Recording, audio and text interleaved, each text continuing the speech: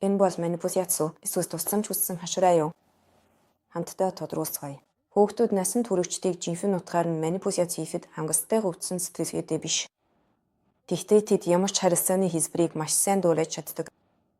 Хэрвээ та хүүхэд зорилгодоо хүрэхийн тулд бюжигсэн мууж байгааг анзаарсан бол цагтаа үедээ үүнийг шинжилээд үзээрэй. Магадгүй та өөрөө ч хүүхэдтэйгээ харилцахдаа хүссэн зан авираа гаргуулахын тулд манипуляц хийдэг үү?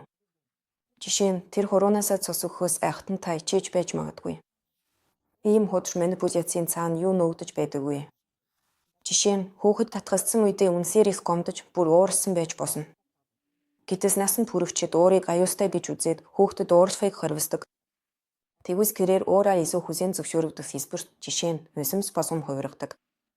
Одоо тэр эцэг эхийнхээ нүдэнд довцогч биш харин хохирогч болж харагдана.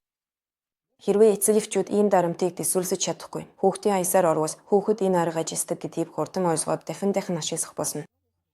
Энэ мөчсийг яаж тасах вэ? Хүүхдтэй мэдрэмжээ шууд эсэрхийлсэнд тусаарай. Эдгээр мэдрэмжийг нь төсөөлөж сурах гэхдээ их хязгаараа битгий өөрчил. Жишээ нь би чамайг их уурсаж байгааг орилж гараа даасаж байгааг чинь харж байна.